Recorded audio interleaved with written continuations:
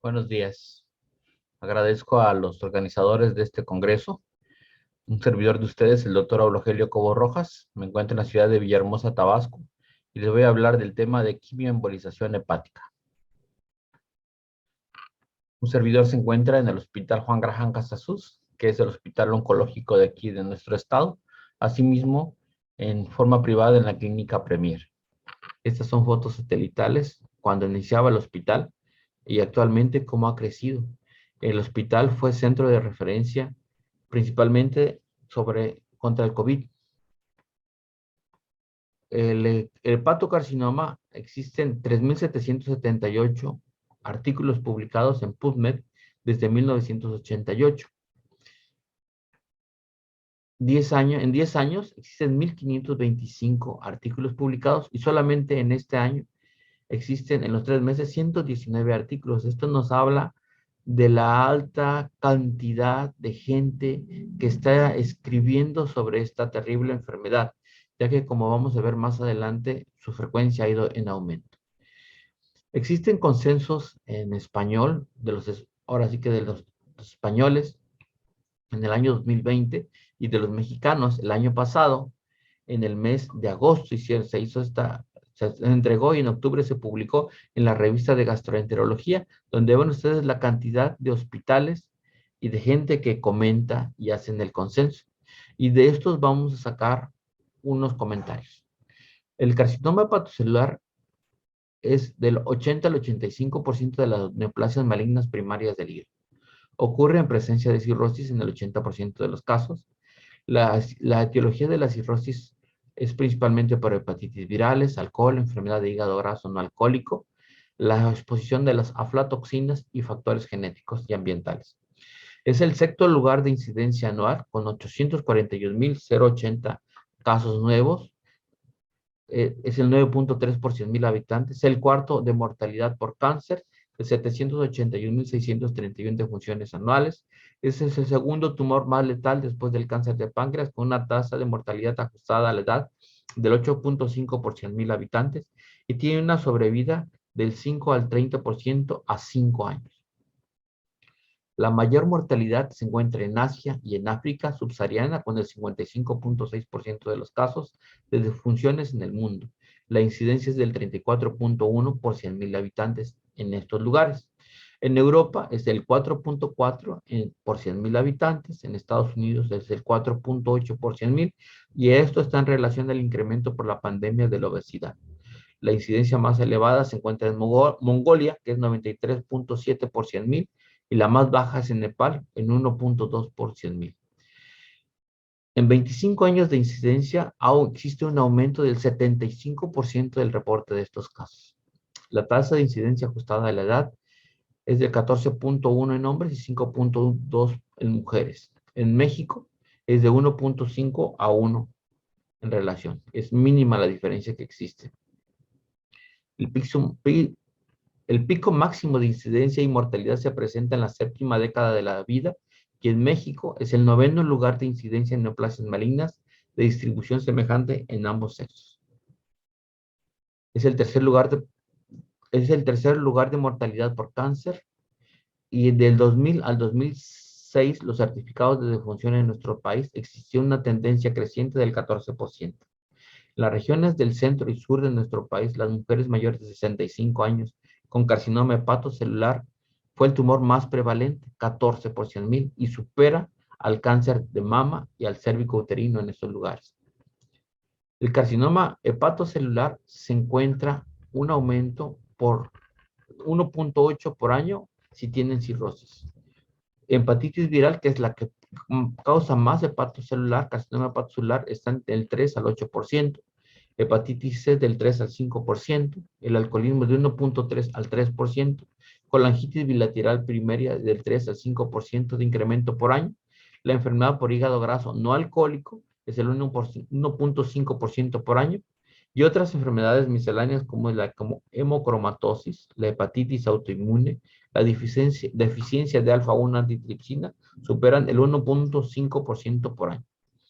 En el 20% de los casos, que no existe cirrosis, está dada principalmente el carcinoma hepatocelular por hepatitis B, y por la esteatitis no alcohólica. El tabaquismo también se encuentra presente con un porcentaje que incrementa el carcinoma hepatocelular, la ingesta de alcohol, sobre todo la ingesta de toxinas en las oleaginosas por el aspergillus, que son las aflatoxinas o las micotoxinas, sobre todo en Asia y en África. La diabetes mellitus incrementa también esta enfermedad, asimismo como la resistencia a la insulina. La obesidad por sí sola aumenta el riesgo a morir por cáncer en general, pero predispone el carcinoma hepatocelular por la acumulación de lípidos en el hepatocito, produciendo una inflamación crónica de bajo grado, y el riesgo aumenta de 1.5 a 4 en estos casos. Los sujetos con sobrepeso por sí mismo aumentan esta enfermedad. El consumo de grasas saturadas de origen animal y de alimentos procesados se asocian a un aumento del riesgo del carcinoma hepatocelular. La ingesta de carne y de los mutágenos de la misma aumentan el riesgo hasta un 84% para desarrollar el carcinoma hepatocelular. Y esto es un estudio que se hizo en Estados Unidos de 32 años de seguimiento. Una mayor ingesta de carnes blancas tiene un efecto protector, que es la ingesta de pollo y pescado. Para disminuir el carcinoma hepatocelular es disminuir la ingesta de alcohol, la enfermedad por hígado graso no alcohólico, la obesidad, la diabetes mellitus, controlarla, el síndrome metabólico. Debe existir una vacunación universal para la hepatitis B, un adecuado procesamiento de productos de hemoderivados, jeringas desechables, esterilización del material quirúrgico y dental y el uso de preservativos, y el manejo de antivirales en pacientes detectados con hepatitis B o C. Los hallazgos histológicos observamos el acúmulo de lípidos en el parénquima hepático, en los hepatocitos, y esto, si no se controla, va a existir un proceso de inflamación por acúmulos de linfocitos, leucocitos, y esto va a evolucionar a fibrosis perivascular, y esto va a evolucionar a la presencia de nódulos de regeneración, de lo que nos está hablando ya de cirrosis, y esto va a evolucionar a un carcinoma hepatocelular. Hay factores protectores como es la ingesta de aspirina, metformina, vitamina D, café, fibra derivada de los granos enteros, así como la dieta mediterránea. Existen alternativas terapéuticas para el cáncer hepatocelular cuando no es operable. Solamente el 30% de los pacientes es factible hacer una cirugía, una hepatectomía. En el resto, en el 70% restante, se puede hacer los siguientes manejos, que es la embolización transcatéter o embolización blanda, la quimioembolización arterial, que es la que vamos a hablar, la inyección percutánea de etanol o alcohol absoluto, así como del ácido acético, la ablación por radiofrecuencia o microondas, la crioablación, la radioembolización y el trasplante hepático. Desde 1979, o de los años 70, existen publicaciones donde hacían embolizaciones blandas en hepatocarcinomas no reseclables y que algunos le llamaban, se decía que tenían hipercalcemia y se hacía este manejo. La primera publicación de aplicación de quimioterapia transcatéter fue de hace 38 años por los japoneses, donde aplicaban doxorubicina, mitomicina C y embolizaban con Gelfuan. Pero fue hasta hace 34 años, en 1988, un artículo que además de eso le aplicaba lipiodol junto con la doxorubicina. Y se trataba de un paciente de 50 años que inicia en 1986 con polidipsia, somnolencia, hipercalcemia severa de 7.8, que normalmente es entre 4.2 y 5, cirrosis hepática, citis, edema de miembros pélvicos. Después de 42 días que no remitía la hipercalcemia, fue sometido a la quimioembolización. Y en esta hacen la variante donde embolizan con Gelfuan, medios de contraste, 25 miligramos de doxorubicina y 5 mililitros de lipiodol. Aquí es donde inician o anexan el lipiodol. Al día siguiente, la concentración de calcio sérico se normalizó, disminuyó la alfa-fetoproteína progresivamente, remitieron la citis, el edema de miembros pélvicos. Se hace una tomografía al séptimo día, donde existe ya necrosis tumoral. En las imágenes de este artículo pueden ustedes observar el tumor, la embolización, la arteriografía y la necrosis que existía con estas pequeñas burbujas que tenía este paciente por la necrosis y la citis. Se deben de hacer valoraciones del estado funcional del hígado. Para eso existe la escala de Shire y existen algunos países donde desarrollaron sus propias formas de categorizar a los pacientes con cirrosis hepática. Pero fue hasta septiembre del año 2000 donde se crean los criterios de Barcelona por la Asociación Europea de Estudios del Hígado, donde se hizo una conferencia y manejo multiespecialista y desarrollaron estos algoritmos de manejo de esta enfermedad. El último del año 2020, donde se clasifica el estadio donde se encuentra el hepatocarcinoma, cuando es menor de 2 centímetros, entre 2 y 3 centímetros, cuando es de 3 centímetros o más, cuando existe afectación solamente del hígado, cuando se va afuera del hígado o afecta a la vena porta, o ya la función hepática es tan severa por lo anterior que se debe de, el manejo es muy diferente en cada etapa. Cuando es muy pequeño, en menos de 3 centímetros, se dice que puede ser curativo, y entre ellos está contemplado el trasplante hepático, ¿sí? O la resección quirúrgica, si está en condiciones, si tiene adecuada reserva hepática, o técnicas ablativas, que es la radiofrecuencia, la microondas, es la aplicación de alcohol. Y la quimioembolización solo se realiza cuando es de mayores de 3 centímetros, esta tumoración, y esto se considera en forma paliativa. Y aquí está la supervivencia a 5, a 2.5, a un año o a 3 meses, dependiendo el momento donde se encuentre el paciente. Con respecto a la irrigación del hígado, para hablar de quimioembolización, es importante saber que el hígado, el 75% del flujo lo recibe a través de la vena porta, el 25% está dado por la arteria hepática. Los tumores malignos del hígado reciben el 95% de la irrigación por la arteria hepática. Luego, entonces, es cuando es mayor la afectación al tumor si se hace la embolización arterial. Y es importante saber también las variantes anatómicas que llegan a existir.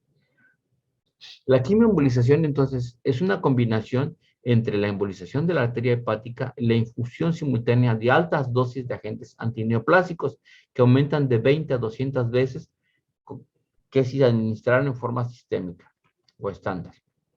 Las ventajas teóricas de la quimioembolización es la isquemia tumoral. Además de producir necrosis, altera los mecanismos de resistencia a la quimioterapia de las células tumorales, haciéndola más sensible a los fármacos. Provoca retención del flujo, consigue la concentración y el tiempo de acción del agente antineoplásico sean mayores y disminución de la toxicidad sistémica. Es importante evaluar al paciente a través de ultrasonido, tomografía, resonancia magnética. En la biopsia, según los criterios de Barcelona, si encontramos elevación de la alfa-fetoproteína, asimismo, las características propias de esta tumoración, que es una masa hipervascular y que tiene presencia de un lavado rápido, ya no se requiere hacer la biopsia, sino que se obvia la biopsia por todos los datos que te indican que se trata de un hepatocarcinoma. Y solamente cuando existen dudas por una alfa-fetoproteína muy baja o no está captando tan característicamente esta tumoración, es que se indica hacer la biopsia para poder corroborar. Los análisis de laboratorio, la biometría hemática, la química sanguínea, los tiempos de coagulación, las formas de funcionamiento hepático y los marcadores tumorales. En la tomografía vamos a limitar la permeabilidad de la porta, la presencia de los trayectos vasculares arteriales para saber dónde inician, si se pueden saber si existen variantes anatómicas y la presencia en este caso de circulación venosa colateral. También en la tomografía vamos a ver si la enfermedad está confinada al hígado o si existe ya actividad por fuera del hígado lo que contraindicaría ya hacer la quimioembolización y se debe ir a quimioterapia sistémica, como es el sorafenib o los nuevos tratamientos de quimioterapia que existen actualmente. Existe también quimioterapia para, no solamente para tumores primarios, sino para tumores secundarios, pero ahorita el tema es hablar del hepatocarcinoma. Las contraindicaciones, existen las contraindicaciones absolutas.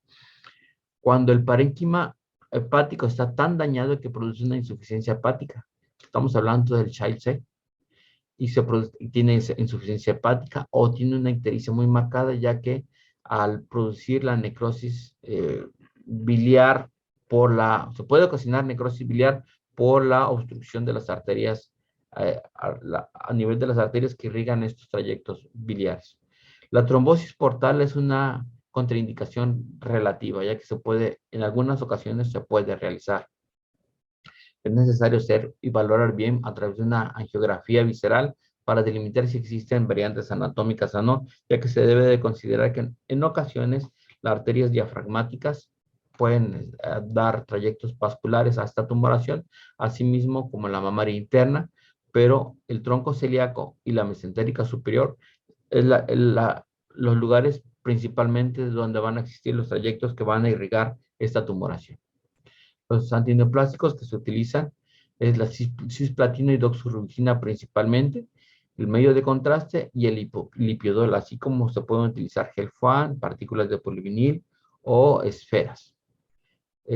Las complicaciones ocurren en el 3 al 4% de los pacientes, como es la insuficiencia hepática, el infarto hepático, los abscesos, la ruptura tumoral, colecistitis cuando existe una embolización indeseable en la arteria cística o indeseables a intestino o al páncreas, que se pudieran llegar a producir a pancreatitis.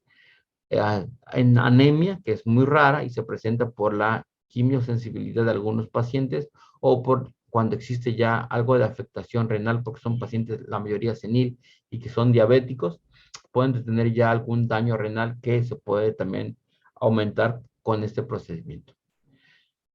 Los resultados. Existe una disminución del volumen y una disminución de los niveles de alfa-fetoproteína de los 60 al 83%, que ya está documentado.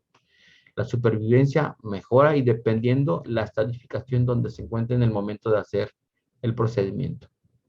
Hicimos un trabajo del año 2007 al 2010 con un residente donde valoramos cómo estábamos con respecto a la quimioembolización. Se vieron 25 pacientes en ese tiempo y se hacía la tomografía. Ven ustedes este paciente, la simple, en la arterial y en la portal, cómo se delimita la clásica captación hipervascular y el lavado rápido de este.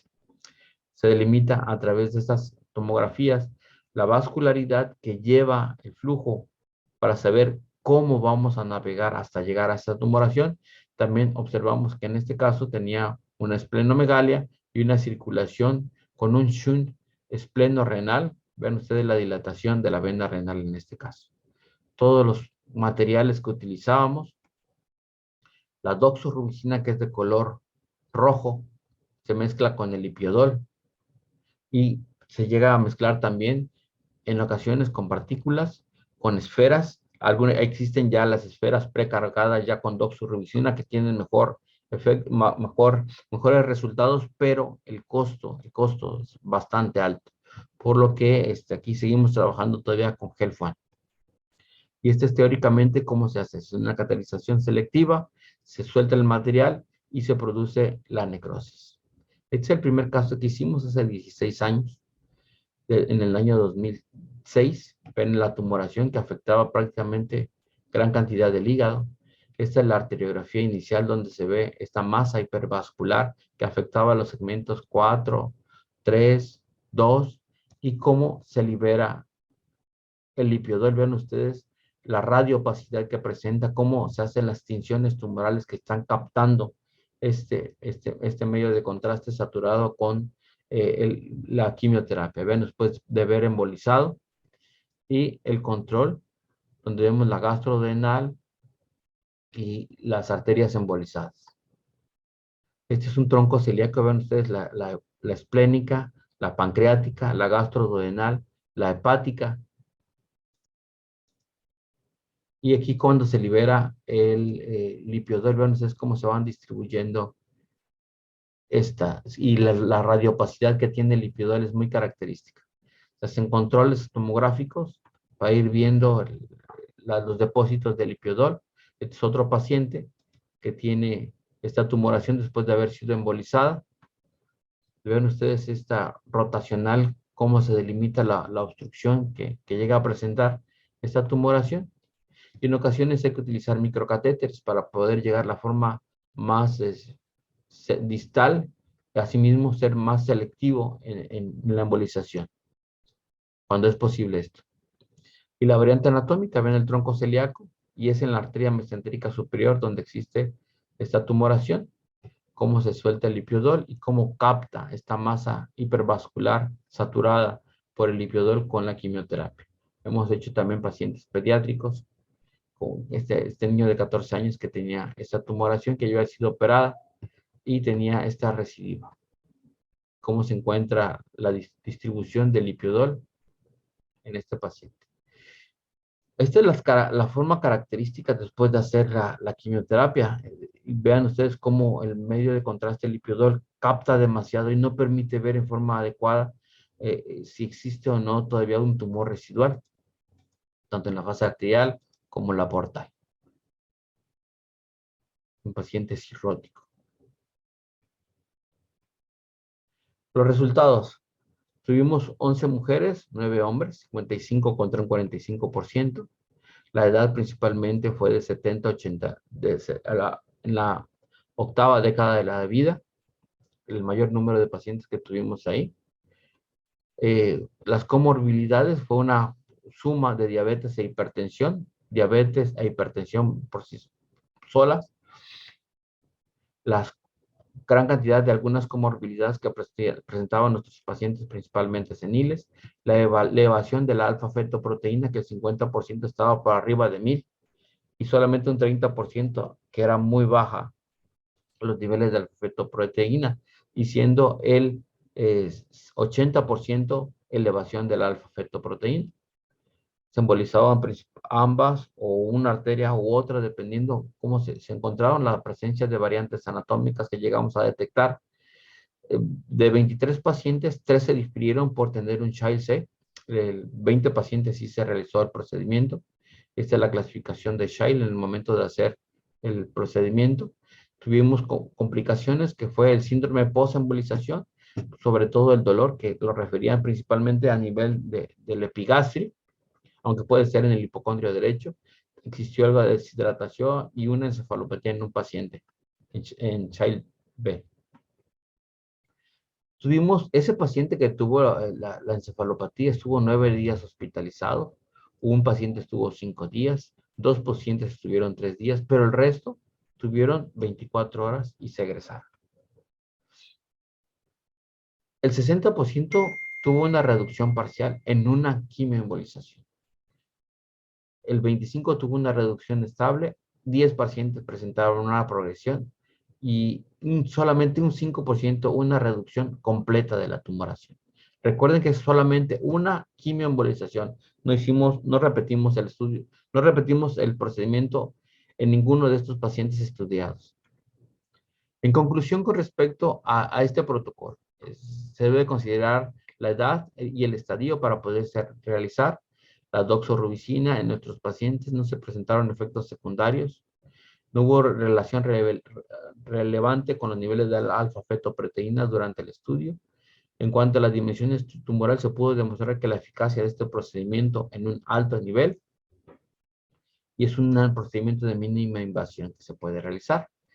Y bueno, se debe de considerar cuando no es quirúrgico como primera línea de tratamiento en algunas lesiones. Este es el lipiodol. Actualmente, antes y ahorita viene en esta presentación. El lipiodol es el primer medio de contraste que Marcel Gerbet lo creó en el año 1901 en Francia.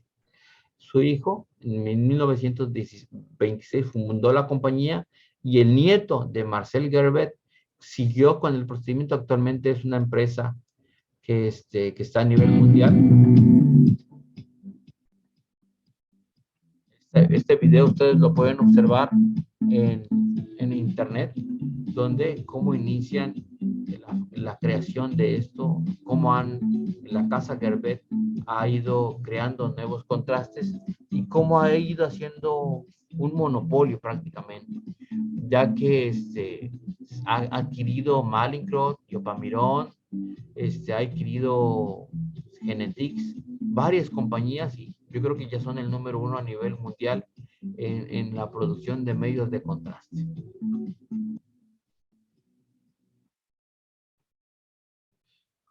Así que al ver nosotros, costaba en un principio cuando empezamos 500 pesos. Actualmente el costo es de 7,000 pesos aproximadamente. No es costeable.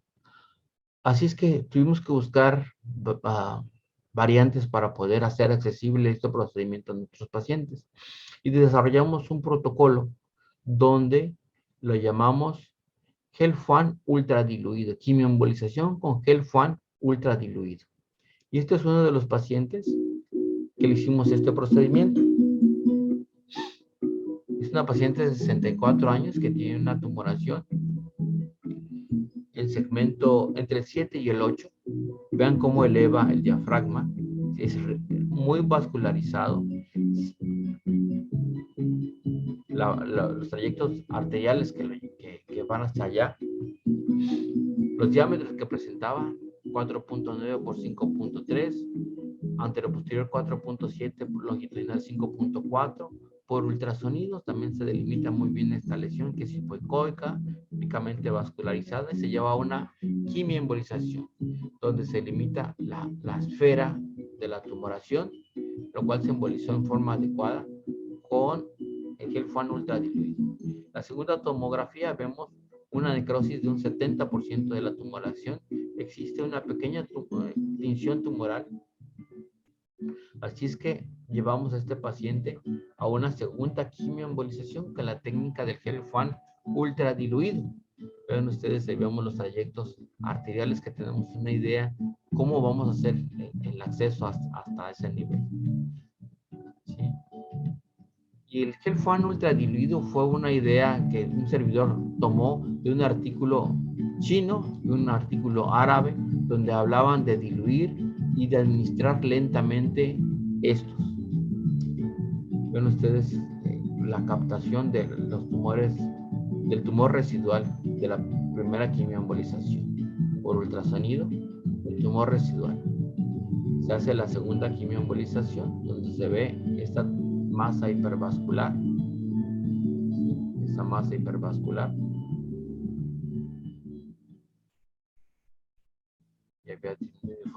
Y después de haber embolizado el molde que queda de las arterias, y se obtiene una necrosis, puse aquí el 95%, pero existe una cosita de nada hipercaptante. De aquí esta paciente ya no la volvimos a ver. Se fue con el oncólogo clínico, ya no supimos qué pasó con ella hasta ahorita. ¿Cómo quedó? Vean el antes y el después. Prácticamente desapareció con el Gelfuan ultradiluido. Así es que les voy a presentar una serie de pacientes. Esta es otra paciente de 62 años que tiene una tumoración hipervascular en segmento 2. Después de haber embolizado, quedó un pequeñito tumor residual. Así estaba hipervascular y así quedó.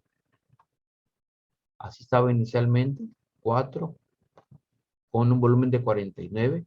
Tomográficamente ven esta masa hipervascular. Después de la quimioembolización que ya vieron ustedes, quedó un pequeño tumor residual de 1.2 por 1.1. Por ultrasonido era 2 por 1.6 por 2. Se llevó a una tercera quimioembolización, donde pueden observar esta pequeñita tinción tumoral, y después de haber embolizado adecuadamente toda esta lesión. También hicimos una embolización esplénica, ya que tenía plaquetopenia. Embolizamos un 40% aproximadamente del vaso. En este caso no se observa el retorno de la vena porta, pero ya después de haber embolizado, se logra observar ya el retorno. Esta es una paciente que vimos en el 2019 de 77 años. Le hicimos una biopsia, era un adenoma hepático en segmento 4. Es una masa hipervascular que estaba produciendo también plaquetopenia, dolor y manifestaciones de dolor. Mucho dolor. Esta paciente lo que se quejaba principalmente es dolor. Hicimos la biopsia y vemos esta por Doppler, esta masa hipervascular, con un volumen de 477 mililitros. Le hicimos, vean ustedes, una angiografía inicial, donde estaba por las arterias hepática izquierda. Aquí está una selectiva del lóbulo hepático izquierdo.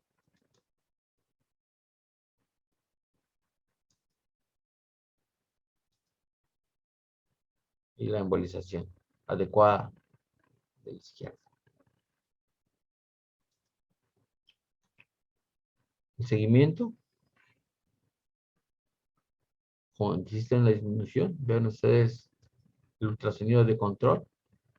Existe una pequeña tumoración. Y 2 años después, vean, existe un aumento de volumen. Existe una vascularidad. Esto es en el mes de octubre del año pasado. El resto del parénquima hepático estaba normal. Y se va a hacer una tomografía donde vean la gran cantidad de nódulos que existen. Prácticamente todo el parénquima hepático estaba afectado ya, con elevación del alfa-fetoproteína. Todo el hígado estaba afectado. Pequeñitos nódulos. Increíblemente un rápido crecimiento. Una resonancia magnética con mismos hallazgos. Múltiples nódulos. Nos llega para hacerle una biopsia por ultrasonido, la gran cantidad de nódulos que tenía, la vascularidad de estos. Hicimos la planeación de la biopsia. Y aquí tomamos la muestra y la embolizamos. Hicimos una técnica coaxial donde aplicamos Gelfan para embolizar el trayecto. Y el resultado fue un carcinoma hepatocelular grado 1 en esta paciente. La llevamos a quimioembolización.